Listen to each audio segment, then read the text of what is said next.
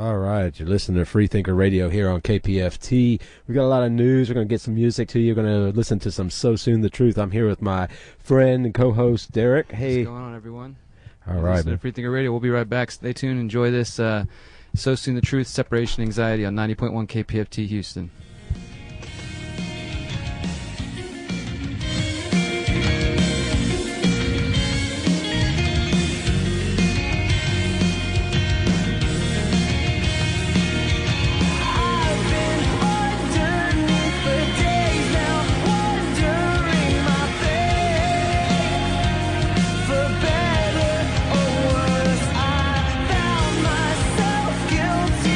Hands are so unclean.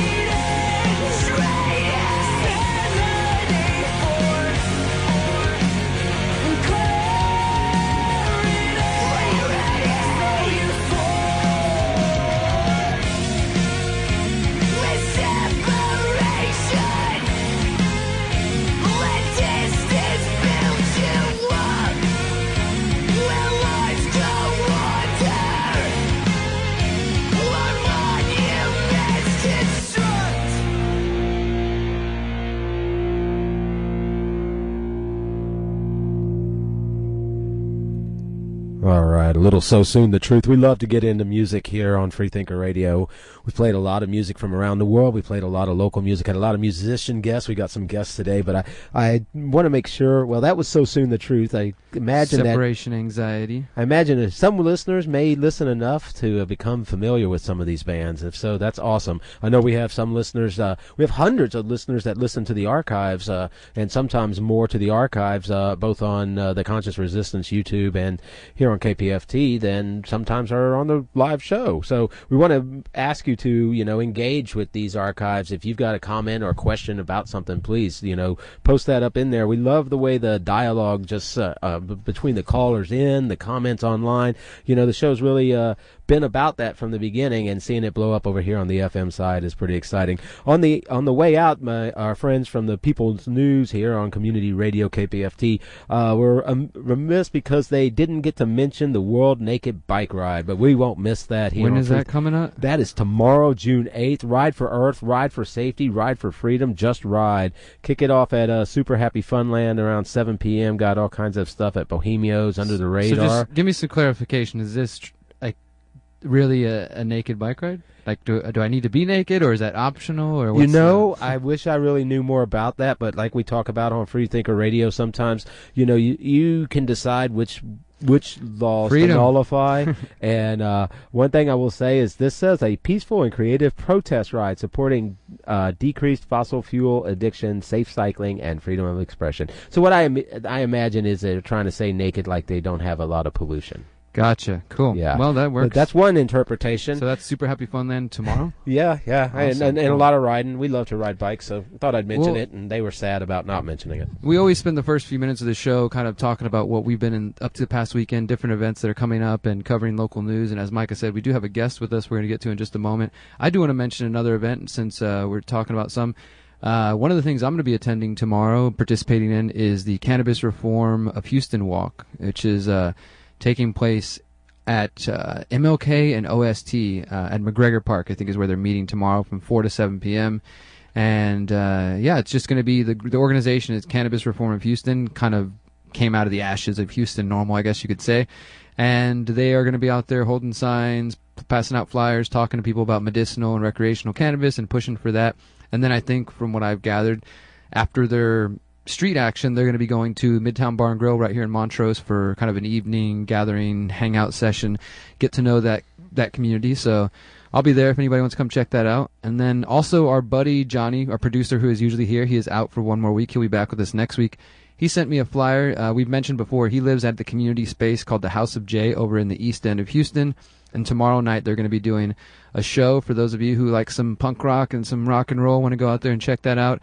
Tomorrow at House of J over in the east end of Houston. And you can actually catch the rail. You can go to down Harrisburg, catch the rail from downtown, and you're in the east end and within walking distance. So yeah, if you're familiar with the old coffee factory, they're not far from there. So that's where House of J is, in case you were just hearing about so many fun events there and wondering where it was. So yeah, check that out. I know it's kind of difficult to find, but we can do that. Other local news and things we'll be getting into, and of course taking your calls today at 713-526-5738 as always. And Micah mentioned briefly that if you want to catch the show, the archives, if you miss it, of course you can go to kpft.org/archives, and also we post those on YouTube at The Conscious Resistance. But yeah, anything else, Micah, you got that locally you want to get into before we talk to our guest? Let's put the local news off till afterwards. I know you've got a 5G story. We've got expansion on the Tuttle raid. There's also been a shooting that has been here. We've got a massive story we're going to get into later about civil asset forfeiture. So I think most of that stuff is the police stealing people's property. Yeah, thieving and killing with a impunity. Well, I guess before we get into that fun stuff, we're going to bring on our guest. We have with us Seema Hernandez, who is running Seema for Texas. She's running 2020 Democratic candidate for U.S. Senate. How are you doing today? Allowing me to be here. Let's make sure we try the other mic if you don't mind, real quick. I think that one's not. Yeah, that up. Sounded horrible. But try to speak straight into the mic. I don't know why it sounds so low. Yeah, we'll see if we can get that. Maybe the volume. There you go. That sounds wonderful. Your voice is booming coming through. So how are you doing? I'm doing just fine. Thank you for allowing us to come onto your show, Freethinker Radio on KPFT. Yeah. We wanted to let your audience know that we have our campaign kickoff. We are officially launching our campaign this Saturday at Axel Rad. The address is 1517 Alabama Street, and we will have the Free Radicals playing on stage. Awesome. We know about the Free Rads. We've played them on our show. We've worked with them for different benefits. And so you're having a campaign kickoff tomorrow at Axelrad. That's also right here near the station, not too far from where we're at right now. Tell everybody a little bit about your campaign. What are they in store for one at the campaign kickoff and your campaign in general? What's the messages and the issues you're focused on? Well, the issues that we're focused on is simply, well, it's not really simply, it's very complicated, but we're willing to take on the challenge of eradicating systemic racism, environmental racism, the challenges that we face with our military-industrial complex, and eradicating poverty through a message of unity and social change and social movement through progress and progressive policies that we're championing that we had from the 2018 U.S. Senate campaign, and we're carrying it through 2022 defeat John Cornyn. Nice. We're not very huge fans of John Cornyn. We've actually a couple of years back, we had participated in some marches around Occupy Houston times and had some fun with his office. But so you're going to take John Cornyn's seat, and the website for those who are hearing this and interested is SEMA, SEMA for Texas.com. Let's talk a little bit about for those who are listening and who might not be familiar with the term environmental racism. How does that, what does that mean to you, and how do you plan to take that on? Well, just to give everyone a little bit of background, I live in Pasadena, and we know that Houston is known as the Petro Metro of Texas. And so it's no coincidence that the petrochemical industry has its oil production in black and brown communities, and it does this simply for profit to plague our low-income communities with these toxic chemicals. So that is intentional, and it's on purpose, and it's simply for profit. And what we want to do is bring attention to that and pass legislation to promote the Green New Deal, renewable energy, and public job sectors, union jobs. And right now I am working very, very hard to make sure that we have the type of infrastructure and resources that we need to inform the communities of the environmental issues that we face and how that affects our health and our economy. I really appreciate you getting into that. So how would you, as let's just say, so if you're elected to Senate in 2020, how do you plan to implement the ideas like the Green New Deal? Well, through legislation, through funding public programs that deal with these issues, that will fix our crumbling infrastructure, that will lay out a plan to provide more public access to our health care, to our infrastructure for jobs. We need to tackle on these issues and take them very seriously. I know that the scientists have said that we have until 2050, but really we really don't have that much time. We have until, I think it's 2030, really, to actually see the Green New Deal take place, and that way we can reverse the climate breakdown that we have going on in our society, in our world. So it's going to be tough, but I know that we can take on the challenge, and we really don't have that kind of time to waste for incremental policy changes to impact our communities. But the ones that are going to be devastated the most are our black and brown low-income communities that don't have the resources to move or to leave these places. We saw that during Hurricane Harvey, how our communities were affected and impacted by the lack of attention, the lack of urgency. Because the funds and the attention really went to areas of business and economy and more affluent areas than actually attending the most devastating areas. For example, Congressional District 29, which we know that's where the petrochemical industry is, they did not receive the attention that was necessary so that we can get out of our situation. And some of the places where there is undocumented immigrants, they are the ones that are not being helped, and they are still plagued by black mold in their apartments and their homes. All right. So I'd like to just kind of poke a little bit more into that as far as, you said implementing the Green New Deal through legislation. Like, could you get into any more specifics on, what type of legislation you would like to see enacted or that you would push for? I know that there's been obviously the Green New Deal being introduced on the national level and becoming part of the conversation around the presidential race as well. And we've seen different candidates and people floating different ideas on how, this should be implemented or this idea. What would you say are the specific areas you want to focus? You say that we have this kind of the horizon of 2050, 2030. What do you think is the most immediate pressing piece of legislation or area that the Green New Deal should focus on? Banning fracking and laying down an infrastructure for a green renewable energy grid that belongs to the people, and that there is actual a workforce of community involved instead of the private sector, where it's mostly focused on getting the most out of the contracts that they get. So I would like to see community-owned energy grids.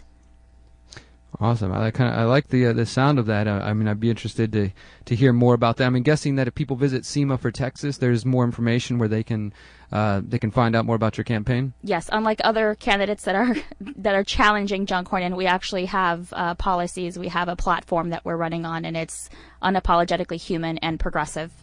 Yeah, I see that. I like that phrase, unapologetically human. It also says that you are on Instagram. For those who are on Instagram, SEMA for Texas, Twitter at SEMA for Texas, and Facebook at SEMA Unapologetically Human. And so let's tell everybody one more time about your event tomorrow, the campaign kickoff. No, tomorrow it's at Axelrad from 3 to 6.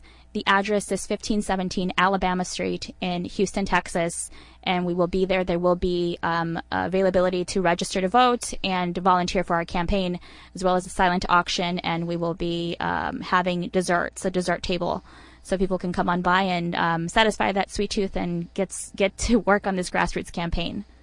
Awesome. Any other message you'd like to leave our audience with today? To attend, the tickets are free, so That's come on by and attend. Yes.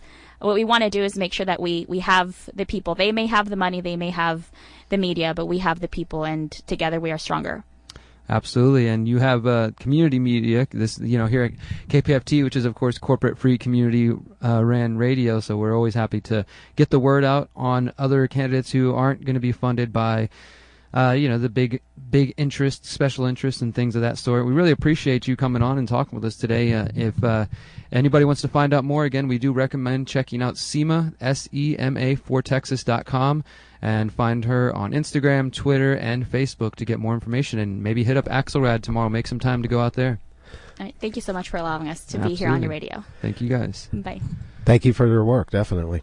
I think it's awesome that they're going to be over at Axelrad, that they have these people that are running for office besides just Cornyn. Made me go ahead and look and see who else has declared thus far. It turns out that Michael Cooper has declared. M.J. Heger, who is a retired United States Air Force major, has declared, along with Sema Hernandez, who we were just speaking with, as activist and organizer for the Poor People's Campaign. We may get into talking a little bit about the Poor People's Campaign later in the show, or on Monday on the HD side, where we have a lot more time. Here we're limited to only an hour, so on the HD side, maybe we'll get a little bit more into some of these details. And also another person that has declared is Adrian Osegueda, a financial analyst and candidate for governor in 2018. And on Freethinker Radio, we want to make sure we get the word out about options. And that's one good thing about KPFT. You're not just going to hear the lame stream. You're going to hear a lot of different things.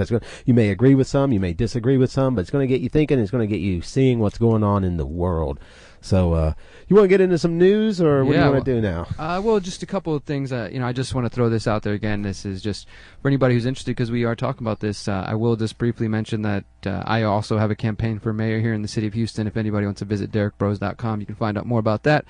But one of the things that we've been focused on here on the show, and that I think we will continue to focus on, because, well, it's an issue that's affecting Houston and affecting the globe, really, as it is that we are in a city that is facing a very quick expansion of the 5G network, the 5G rollout, of course, the fifth generation cellular technology. And the reason I personally think this is an issue of importance is because whether you're black, brown, lesbian, gay, straight, trans, poor, rich, whatever, if you live in Houston, you're gonna swim. This is something that you will be affected by one way or another. Like Micah said, what's been called the digital smog, digital soup, and Electric smog.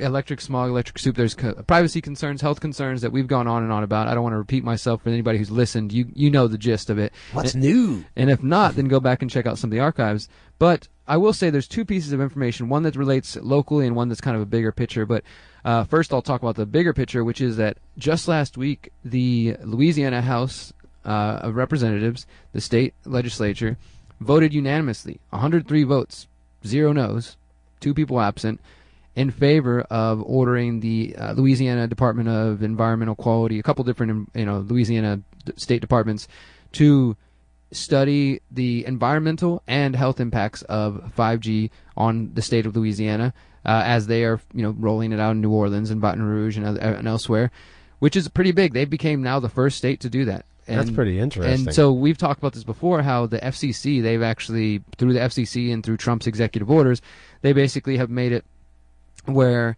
the local powers are supposed to be taken away, where the FCC has said you can't decide how much to charge, you can't study it. Trump says all localities have to approve it within 90 days, and these cities are just getting greedy, so we're going to make it cheaper than, so there's a lot of it's a lot of federal and corporate interference and make it happen fast before they actually get a chance to look at it, So whether you're talking about the state, local, neighborhood level, the federal government and their corporate partners are really getting in the way of people being able to decide what they want in their neighborhoods. So that was a pretty big step. I expect that as it goes forward, because it wasn't like, all right, we're going to study it in 5 years from now. They said these departments are going to study it, and they have to report the results 60 days prior to the beginning of the 2020 legislative session. So that's in terms of unanimous. Yeah, and unanimous. In terms of politics, that's pretty quick. I think that's pretty interesting, because we've had some callers and some people, we've had a lot of support, but we've had some people act like it was crazy to question 5G. And here you have a whole state legislature saying, wait, we want to examine it. Or are you going to say that whole state legislature is crazy now? I mean, goodness gracious, imagine that. People that want to look at stuff before they put it all in effect in their lives. Well, we've talked about this too, though. Remember that a couple of weeks ago, the New York Times and others were reporting that people who have questions with 5G are just Russian propagandists. Things of that sort. But so I thought that was cool to see happen for Louisiana. Now here on the local level, so I've been working with Houstonians Concerned About 5G, which is just a Facebook group of people who are concerned about 5G. And it's as part of my campaign, part of as an activist and as a journalist and as a radio show host, it's just something that I think is really important. I did note that last week, now Sprint has their 5G network in here. So not only do we have Verizon has certain neighborhoods where they offer 5G home services, so it's not blanketing the whole city, but now Sprint is blanketing all of the inner loop of 610, most of Beltway 8 Tollway West, and other areas. So now both Sprint and Verizon have initiated what they're calling their beginnings of their 5G networks in the city of Houston. Of course, the Mayor Sylvester Turner, released a statement in favor of the release of that and said, this is going to help Houston propel forward, yada, yada, yada. So it's more of the same, but what I found really interesting is that just in the last couple of days, I was actually just yesterday, I was notified, I was reached out by a supporter who said, hey, I appreciate you guys talking about this. Here's some information you might not have known. And Micah, this is totally new to me, but I think it's a little bit of optimism and hope for maybe some people who are concerned about 5G. The neighborhood Tanglewood, or the area? Yeah, so apparently Tanglewood has actually been fighting 5G, and I'd never heard about this, so I emailed them to see. So this is what I was told by a supporter, and then I looked into it. She sent me some links, and I followed up and saw that the Tanglewood Homeowners Association has either filed a lawsuit or they were already successfully removed a tower, and it says so. Apparently the neighborhood fought and won after they were fighting whether protect Tanglewood. Protect Tanglewood. They were fighting whether it was the city or neighborhood's jurisdiction for cell towers. And there's a newsletter. If you go to protecttanglewood.com/updates, you can see some information about their concerns about 5G. Apparently it's not bats. Yeah, they're concerned about there's different issues that they're concerned in their neighborhood, but they're one putting of them, it together. Yeah, so you can see a picture of the tower. It's off Sherbrooke Road. Just giant, and look how close that is to people's houses. They built one of those near my house. Yeah, those are what the 5G towers are. Those little antennas on top. Dude, those are all over Acres Homes now. Oh, that's the first neighborhood they rolled them out is Acres Home. I knew they were watching me. So they're putting them in Acres Homes. They're putting them in other neighborhoods. And yeah, I thought it was just a positive story that we have some success. That apparently the people of Tanglewood, They were able to, and I'm still trying to get the details, so I don't want to misspeak. I don't know if there was a lawsuit actually filed or if they were just, were fighting within neighborhood meetings and what have you. But the point is, this is one example of a successful pushback here in Houston.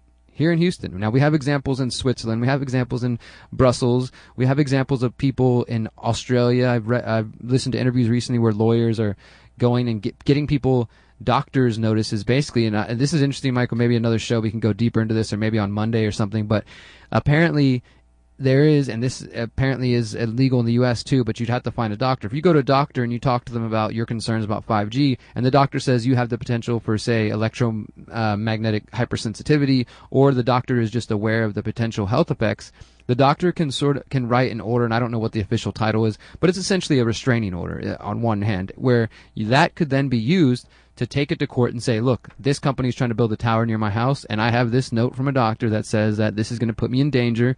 And people have been using that in Australia to successfully block and stop towers and cell sites in some neighborhoods. So it turns out that Tanglewood people, I didn't realize this, but Greg Travis is their city council person in District G, and they were asking people to let him know that if you oppose the developments.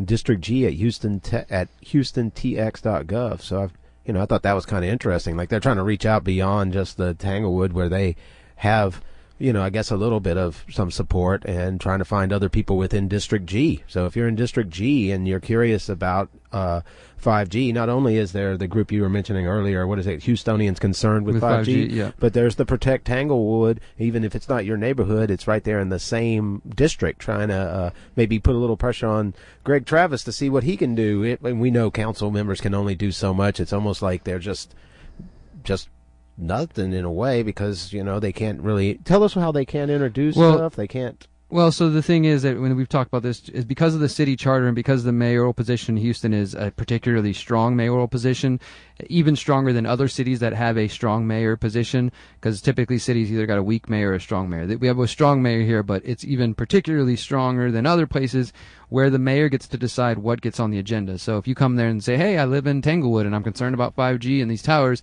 if the mayor says, I love 5G and doesn't want to hear you, then you're going to be placed at the end. Your topic of concern won't be put on the debate. It won't be put up on the agenda, and that is because the charter says that basically the council has very little power. He doesn't even have to be a 5G champion to do that. And if he's a 5G champion on top of that, it's probably even less. Yeah, we should just remind people that if you're concerned about corporate influence, look right here in your own city. Maybe that's why we have like that single bottleneck. It makes it easier, right? The mayor partnered with Verizon, who partially funds, along with Sprint and the other companies, the CTIA, the Cellular Telephone Internet Association.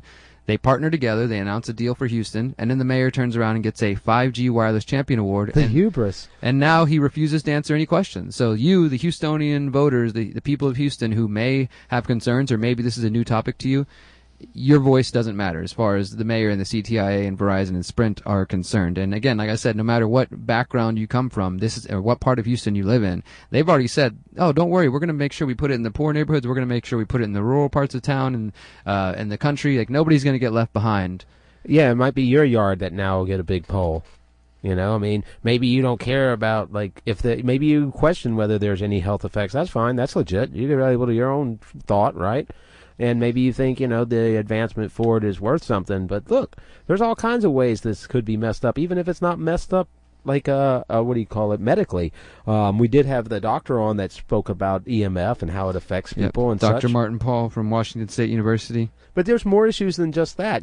Some places are approaching it on aesthetics. Some people are approaching it on property rights, because if you don't have a right to not have a fry in your yard. Then the lady that reached out to me, Micah, she's by the way, she's in City Councilwoman Ellen Cohen's district. She said that she lives in what's just north of the Heights, Garden Oaks. Yes, she lives in the Garden Oaks area, and she said just in the last week she's seen 4 new towers within a half-mile radius. Maybe they're expanding from and that homes. One of those is literally in somebody's backyard. Yeah. Like, Yeah, that's exactly. crazy. Like, that's crazy to me. So you could have little kids back there playing. You got to have a pool, all these things. Now you're going to have the maintenance crews coming through your yard all the time to maintain this thing. It's not even your yard. You got to pay the overlord those taxes, the property taxes, and now you got Verizon having rights to your property. You got the little guy walking back and forth while your dog has to go inside. Man, talk about second-class citizen. So if you're concerned about 5G, if you have any questions, anything we said, we'd love to hear from you. 713-526-5738. Love to get you on air and talk about what's on your mind.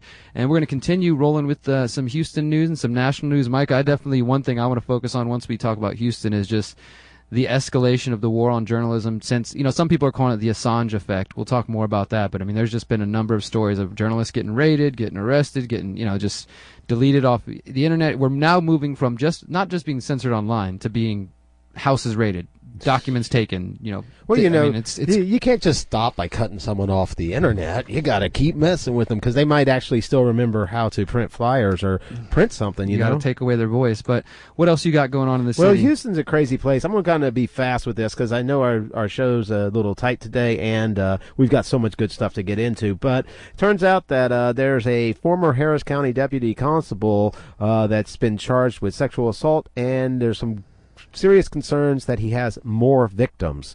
And I think we should make sure that we get the word out because, these victims, if they're out there, they're asking people to come forward. Richard Cornejo, 37, has been charged with 2 counts of sexual assault and official oppression. This is the former deputy constable? Yes.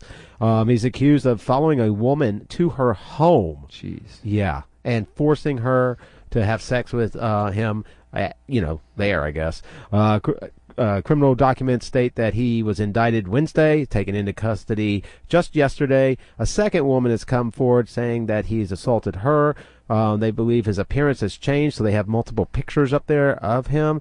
That's why they say that there could be more victims as well. So let's see.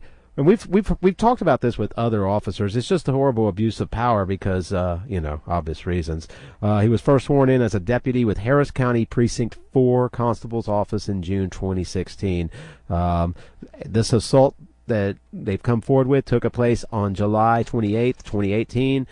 Sources state that Cornejo found a woman passed out in a vehicle outside of an after-hours nightclub at some point, followed the woman to her home where the alleged encounter took place. And let's see, blah, blah, blah, blah, blah. It goes on. And they talk about we take an oath of office. Yeah. And, they take an oath in office? What is that? They're just, Acevedo's trying to tell us, we're trusted members of society. When you violate that oath of office, your typical person on the street didn't take this oath of office, so you're only violating the penal codes in terms of the act. You're also violating the public trust, and you're also violating the oath we took to the rule of law. And I think, that's something, earlier we were talking about people listening to their own medicine, and here we got a little bit of Acevedo talking about the violating the oath they took to the rule of law. But moving forward, we'll see. Maybe there's more out there. We've had these type of cases before. I did have another thing, not so much here. I have some more Texas news. And you got a moment for a call, Micah? We did get somebody to call in on 5G. Let's see what they have to say real quick. I think we got Paul on the line. Yeah. Hey, Paul, what's on your mind? Hey, I wanted to talk about the 5G issue. I appreciate the information that you guys have brought forth today. I think the scientific and the medical community needs to get involved. I think there are some forces fighting against us in terms of protecting us from the effects of 5G. The effects of 5G are not cute. They're pretty dangerous, and people just need to be aware. And then we can, hopefully, rally some support to fight against it. It's just that the corporate bureaucracies and the government bureaucracies are kind of working in cahoots with one another, and it's all about profit and commerce, and the effect on the people is really not taken into consideration. No, absolutely, you're right. What are you saying, Micah? I don't know. I think it's he's entirely right? And this is how things go sometimes. People these words we use, they don't. What I'm saying. We're talking different ways, but yeah, it's not so much about profit because they're not creating something new, but it is about taking money. Those sort of things. It's 5G is something new, but as far as just the ongoing, let's go ahead and take the rights away. Let's go ahead and not have a public commentary period. Let's eminently domain people's lawns so we can put these things in. Yeah, those sort of things. It isn't about the profit there. It's about just the power and making what your will is into law. And that's pretty sad. Yeah, Verizon might care about the profit, but they don't have the muscle to make it happen. But they work with the city though. Yeah.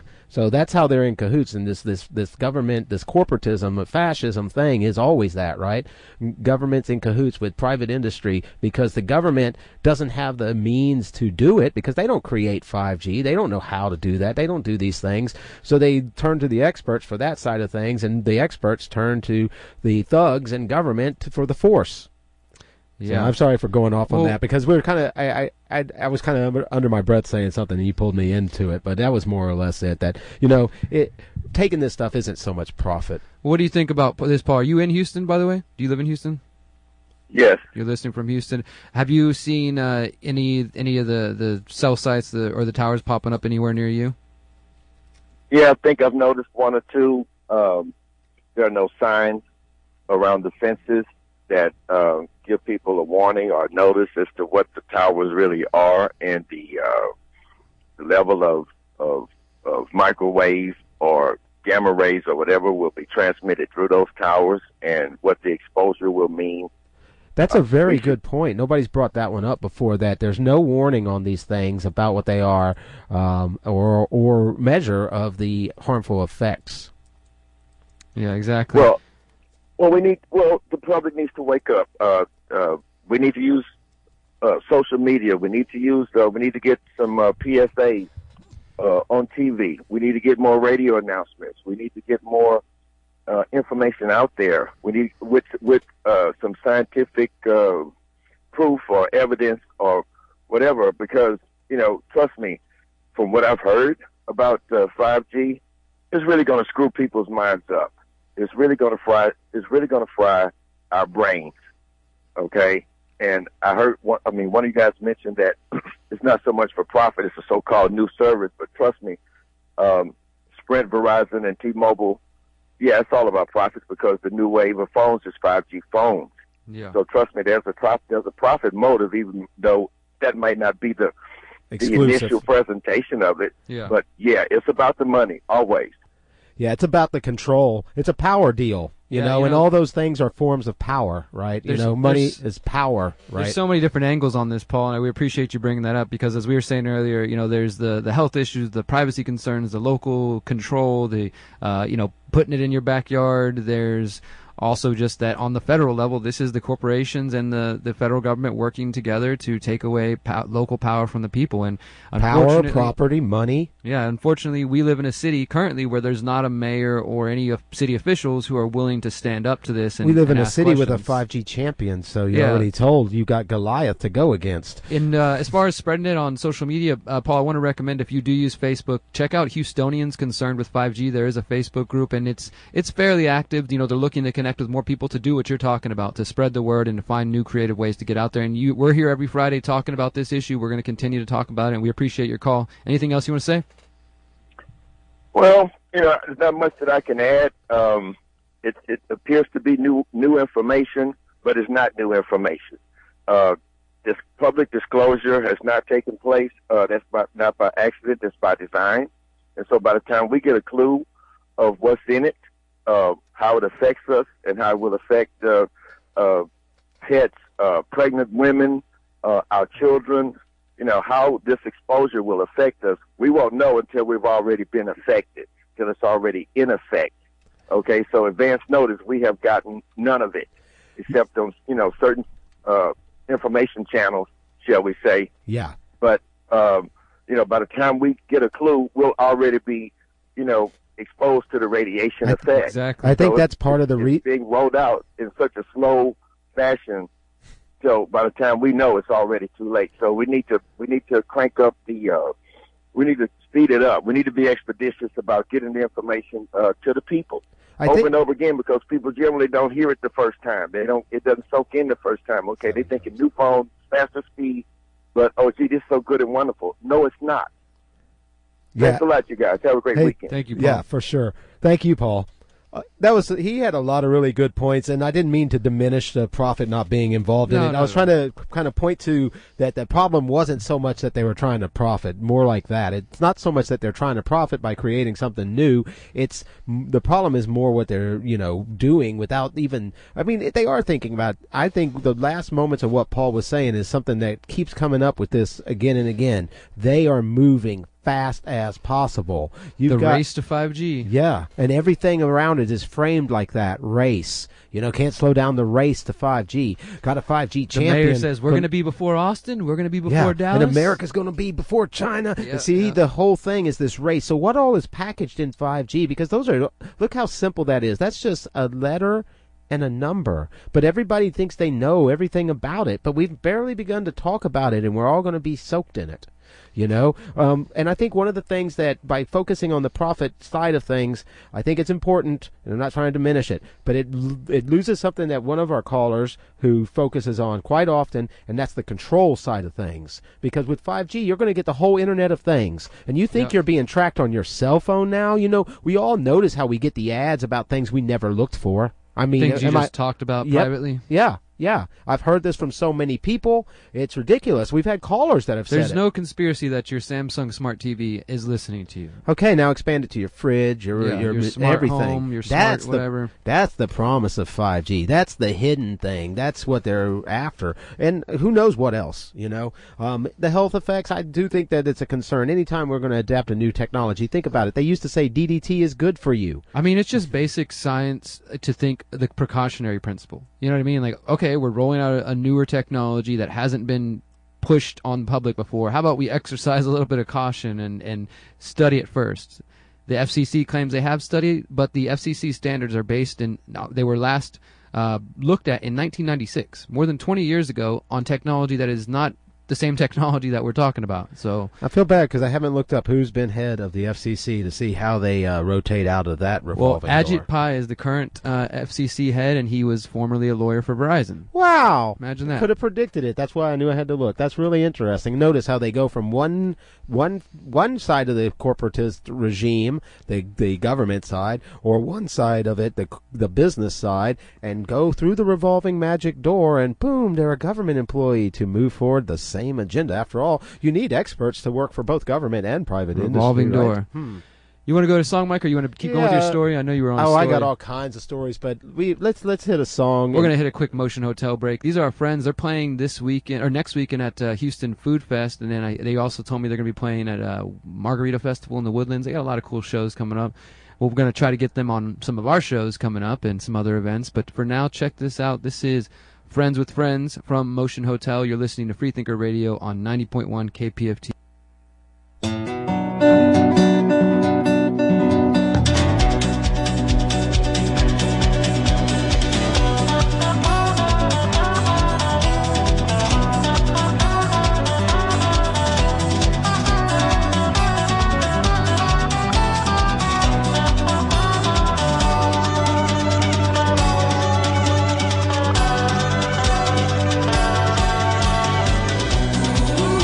These last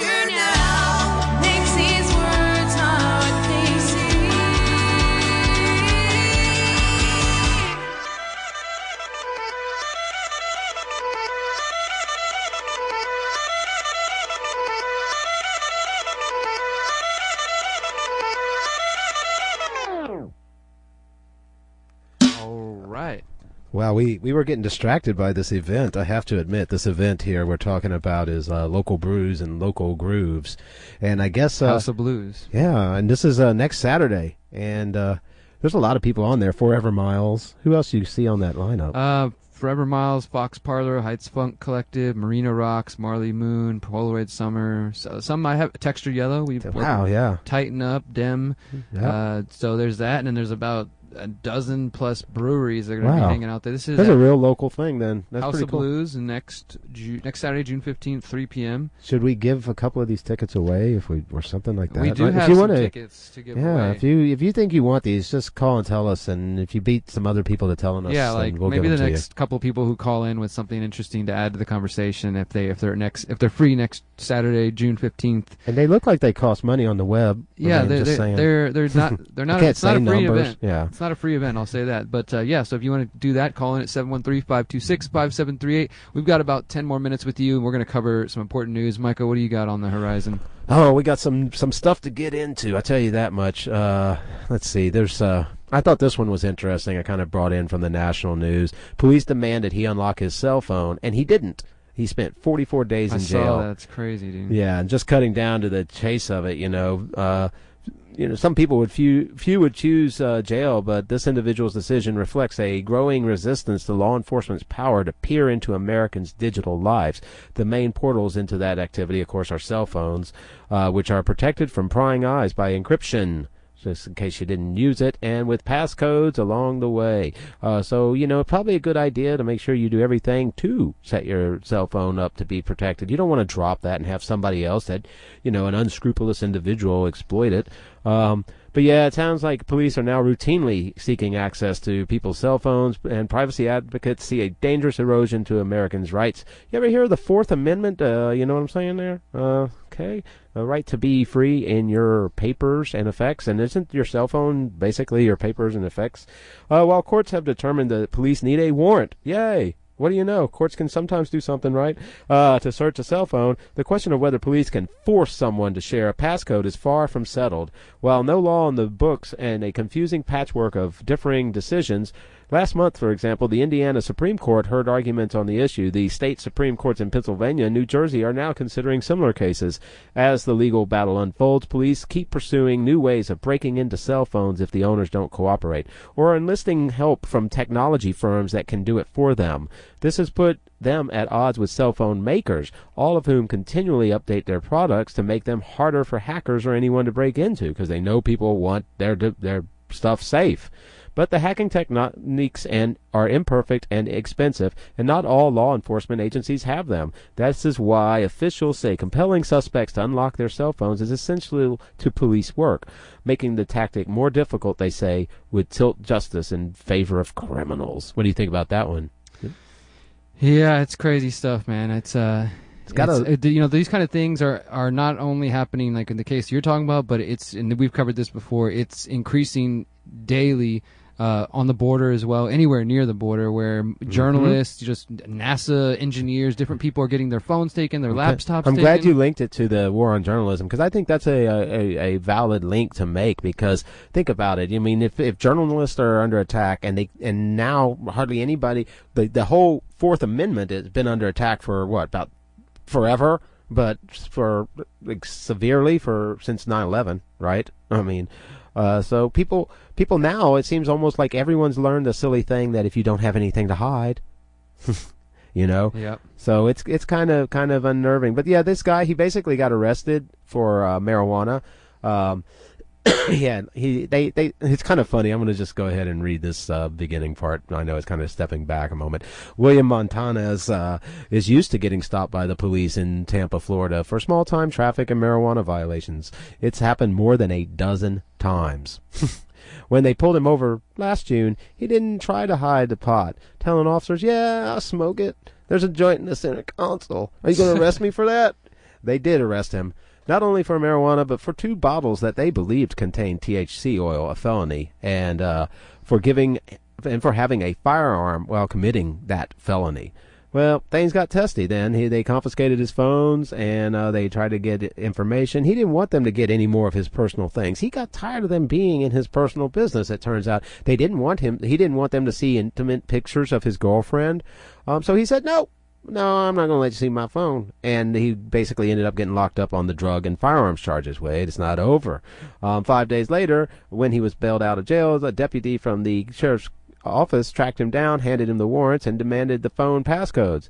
Again, he refused. Prosecutors went to a judge, ordered him locked up for contempt. And he paid a steep price, spending 44 days behind bars before the THC and gun charges were dropped. You get this? Wow. Yeah, the charges were dropped. And the contempt order got tossed, and he pleaded guilty to misdemeanor pot charge. And yet he regrets nothing because he now sees his defiance as taking a stand against the abuse of rights. Wow. So, I think it's an important stand to take, man. You don't have to be a hero in the sense of some sort of guy that's already been designated to be a hero to take a small stand here and there. I've heard of nurses who refuse to administer things to patients that don't want it. All kinds of small heroes of freedom that just stand up every once in a while for rights and freedom and letting people be. Well, I think, one of the reasons over the years, both on the streets as activists, working with the Houston Freethinkers and in other capacities, that we've sort of understood that being a hero or standing up for rights is just anytime, anywhere, anybody stands up. Because the time that you choose to stand up and film that cop because they're doing something dirty, or stand up and say, hey, no, I don't have to comply with you. You don't have probable cause. You're helping other people, because just by you stepping up to the plate, that sends a message that, oh gosh, the people out there aren't just going to take this. And you're helping that guy right there learn manners. You don't just go ask people and shove them around and stuff, just teaching them some things too. I got another quick one, hopefully. A drug company subsidiary has pled guilty to fraud charges. How do you like that, a drug company? Stemming from allegations that the manufacturer schemed to bribe doctors to prescribe its highly addictive fentanyl spray. Imagine that, a drug company trying to... Heroin in a spray. Trying to get Americans hooked on opioids. Can you believe it? Yeah, we've seen a number of these cases popping up. I'm glad to see more of them. This one turns out, if you've ever heard of them, there's an Arizona-based Insys Therapeutics has agreed to pay $225 million. How much do you think they made? Do you think this is calculated as $225 million is nothing to these people. Yeah, I mean, really, think about it. And how many new fentanyl addicts did they create? Who knows? How many dead people? How many, people addicted still, or how many ruined families? I don't know if you can really measure that in number of millions of dollars. Micah, unless you're going to go further on that, I just want to mention one thing here. So I mentioned earlier, and it kind of pertains to the story you were just covering a moment ago, as far as Fourth Amendment rights and loss of rights. And we've been covering the Chelsea Manning is still locked up, in case you didn't know. 82nd day, locked up and solitary confinement for not participating in a grand jury related to the persecution and prosecution of Julian Assange, who we did have some good news. The Swedish court said they're not going to extradite him. The UK court is holding him for 52 weeks, I think, or 53 weeks, something ridiculous, 50 weeks. And the U.S. Department of Justice is still trying to extradite him here to the United States. Meanwhile, while that's going on, what some people are calling the Assange effect, in the last week, 2 different journalists in Australia have had their homes raided. And, of course, Australia is where Assange is from. Australian federal police officers raided the Sydney headquarters of Australian Broadcasting Corporation, ABC, related to 2017 reports known as the Afghan Files, which exposed crimes committed by special forces in Afghanistan based on hundreds of pages of leaked Australian government documents. And this came just 1 day after the police in Australia raided the home of a News Corps editor over an April 2018 expose on government spying. So one person writes about and exposes government corruption related to war and special forces, Australian special forces, and this is working for a mainstream news outlet. One person exposes government spying because, for those who don't know, Australia is part of what is known as the Five Eyes networks, which is New Zealand, Australia, Britain, U.S., and Canada, that all have NSA capability of spying apparatus and all these kinds of tools. So these 2 journalists exposing these things and literally having their homes raided and their work taken from them. And on one of the cases, the warrant actually said that the police had the right, according to the court, the warrant, to alter and delete files on their computers. Alter and delete. Yeah, think about that. I'm going to Photoshop you. Alter and delete files. So, I mean, this is just a continuation, I would say, of the ongoing push to criminalize legitimate journalism. And, you know, it's just something that we're going to continue to cover because, well, it's something that we think is valuable and important.